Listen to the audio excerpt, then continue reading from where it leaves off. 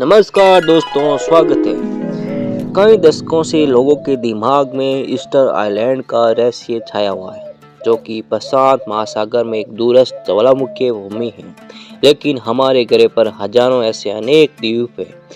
इस एक में खास क्या है? रहस्य खुद द्वीप पर नहीं है, बल्कि वहाँ के विशाल पत्थर के मूर्तियों में छुपा हुआ है। ये दुनिया भर में प्रसिद्ध बड़े पत्थर के सिर किसने बने?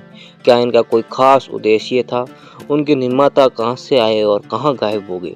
खैर, लगता है इसका जवाब अब बस सामने है। ये वीडियो देखे, अपनी जिज्ञासा को शांत करो। ईस्टर आइलैंड के बारे में सभी सच्चाइयों जानने के बाद हमें लाइक करना ना भूलें। हम आपकी ज़िंदगी को और रोशन बनाने के लिए काम करते हैं। तो हमें इस द्वीप के बारे में क्या क्या पता है? रापा नुई, जो ईस्टर आइलैंड का नाम है, पहले निवासियों द्वारा दिया गया था। ये चिली का एक क्षेत्र है और दक्षिणी प्रशांत महासागर में स्थित है, और ये इतना दूर है कि आप इसे दुनिया के नक्शे में सबसे दूरस्थ स्थानों में से एक मान सकते हैं। यह है पिटकैनेस, 1200 मील दूर है, जो इसका सबसे करीबी पड़ोसी है।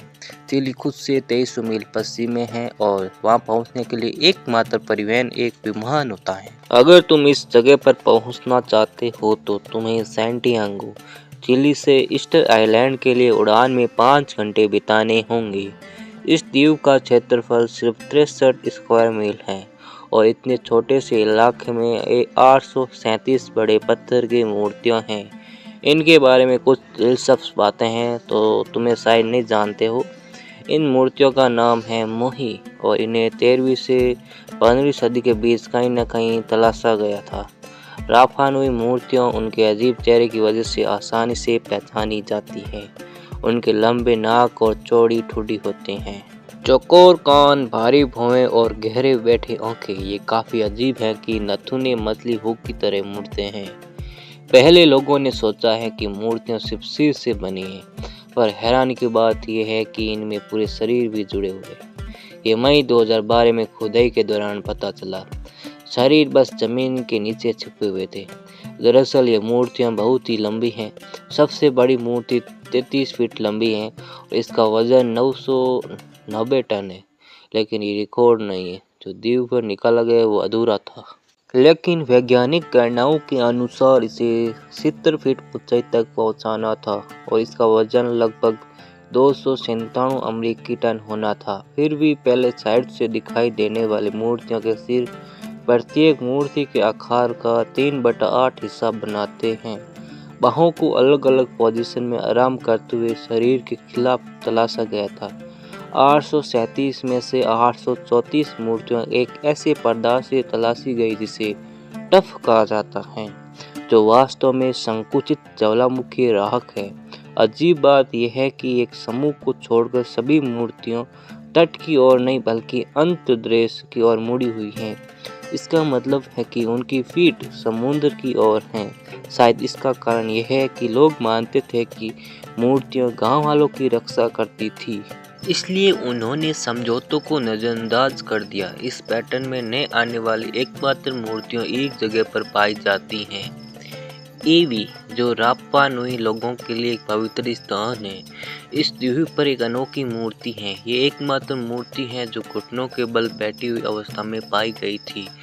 इसका नाम तो कोटोरी है। वैज्ञानिकों का मानना है कि ये मूर्ति एक प्राचीन गायक को दर्शाती है और इसकी स्थिति उस स्थिति से मिलती है जो लोग रुई उत्सव में लेते हैं। मूर्ति का सिर काफ़ी ऊंचा उठाया हुआ है और आप इसमें दाढ़ी भी देख सकते हैं, तो आप कोठोरी अन्य मूर्तियों की तुलना में ज़्यादा मानव समान लगती हैं। इसकी छोटी साइज और जिस अजीब सामग्री से ये मूर्तियाँ बनी है, यानी लाहल पुना पुआ पत्थर, यही चीज़ इसे बाकी मूर्तियों से अलग बनाती है। ये सब बातें काफ़ी दिलचस्प है ना? देखते रहिए, अभी कई रहस्य सुलझाने बाकी हैं। लोग हमेशा सोचते हैं कि इतनी भारी मूर्तियां पूरे द्वीप पर कैसे फैली हुई हैं, और जब यूरोपीय लोग 1722 में इस द्वीप पर पहुंचे तो यहाँ एक छोटा सा स्थानीय जनसंख्या मिली जो 1500 से 3000 के बीच थी। ये द्वीप पर मौजूद सैकड़ों मूर्तियों के साथ कैसे मेल खा सकता है? बिल्कुल, कई सारी थ्योरी थी कि ये मूर्तियाँ कैसे हिलाई गई। सबसे लोकप्रिय थ्योरी में से यह थी कि इन मूर्तियों मूर्तियों को एलियंस ने बनाया और हिलाया। लेकिन अगर आप इस थ्योरी को पसंद करते हैं तो हमें इसे गलत साबित करने के लिए खेद है। ये मूर्तियाँ जिस पत्थर से बनी हुई है खुद इसी द्वीप से लिया गया है, जहाँ ज़्यादातर सामग्री एक लुप्त ज्वालामुखी से आई है, जो ईस्टर आइलैंड के उत्तर पूर्व में है, न कि किसी और ग्रह से। यह है रहस्य कि रापा नुई लोग मूर्तियों को कैसे हिला सकते थे। शोधकर्ताओं को चुनौती दी गई कि वो 80 के दशक में पीछे न हटे। उनमें से कुछ ने एक मूर्ति बनाने का फैसला किया और इसे उधर उधर ले जाने की संभावना जांचने लगी। उन्हें केवल वो औजार इस्तेमाल करने थे जो ऑस्ट्रेलियाई आदिवासियों के लिए उपलब्ध हो सकते थे। ये करना नामुमकिन सा लग रहा था, लेकिन थोड़े समय बाद एक अमेरिकी पुरातत्ववेत्ता ने 10 टन की एक नकल को इधर उधर ले जाने में सफलता पाई। कई दशकों के बाद एक और अमेरिकी वैज्ञानिकों के समूह ने साबित किया कि द्वीपवासी रस्सियां बांध सकते थे और विशाल मूर्तियों को घुमाते हुए चलाकर ले जा सकते थे। उन्होंने अपने सिद्धांत को व्यवहार में साबित किया जब उन्होंने इस तरीके से 300 फीट दूर एक पूरे आकार की नकल को आगे बढ़ाया। दरअसल उनका विचार ये समझाने में मदद करता है कि क्यों रापा नुई की लोक कथाएं कहती हैं कि मूर्तियां जादू की मदद से चल रही थी। ये उस तरीके को समझाता है जिससे मूर्तियों को उनको निर्धारित स्थानों पर पहुंचाया गया। लेकिन बाकी सवाल का क्या? कुछ निवासियों ने इतने भव्य और बड़ी मूर्तियों का निर्माण कैसे किया? हाल ही में एक नया अध्ययन किया गया ताकि यह निर्धारित किया जा सके कि द्वीपों के स्वर्णिम काल में अधिकतम कितने निवासी थे।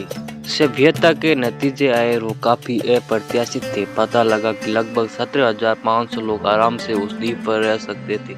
कम से कम 19% जमीन मीठे आलू के खेतों से भरी जा सकती थी, जो कि आबादी के लिए मुख्य भोजन का स्रोत था। इसके अलावा द्वीपवासी काफ़ी सारे समुद्री भोजन और मछलियाँ भी खाते थे। ये आंकड़े जानकर आप देख सकते हैं कि वहाँ इतनी संख्या में लोग थे कि वो पत्थर की कारीगरी कर सके। लेकिन उनके साथ क्या हुआ? वो गायब क्यों हो गई? पहले ये माना जाता है कि जनसंख्या में इस तरह की कमी का कारण ये हुआ था कि स्थानीय लोगों ने बड़े जंगलों ताड़ के पेड़ काट दिए ताकि मूर्तियों को इधर उधर करने के लिए जगह बनाई जा सके और खेती की जा सके। उन्हें लगता था कि पेड़ जल्दी वापस उग जाएंगे, लेकिन ऐसा नहीं है। यह उनकी गलत धारणा थी। पर्यावरण के बिगड़ने के कारण भूख बढ़ी और इसके चलते युद्ध और मानव भक्षण हुआ।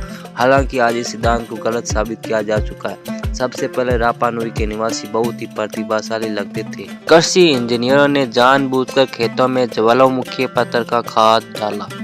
इसके अलावा एक और रिसर्च ने दिखाया कि लोग इस द्वीप पर कई सदियों से रह रहे थे और जनसंख्या तब की घटने लगी जब यूरोपीय लोग यहाँ आने लगे। तो एक और ज़्यादा ही यथार्थवादी और दुखद वजह यह है कि 19वीं सदी में दासों की तलाश में दक्षिणी अमेरिकी हमलावर इस द्वीप पर आते रहे। आधे स्थानीय लोगों को ले गए और तो और यूरोपीय व्यापारियों ने द्वीप पर नई बीमारियां भी फैला दी, जिससे स्थानीय लोग बच नहीं पाए और इसे मजबूरन प्रवासन में लाया गया। इससे उस राष्ट्र का गंभीर पतन हुआ जिसने दुनिया को ईस्टर द्वीप के रहस्य जैसा एक चमत्कार पेश किया। क्या आपने ये तथ्य पहले सुने? अपनी राय और विचार कमेंट में शेयर करें। वीडियो के नीचे लाइक बटन दबाएं और सब्सक्राइब करें ताकि आप हमारे साथ ऑर्गेनिक फार्मिंग एरा पर जुड़ सकें।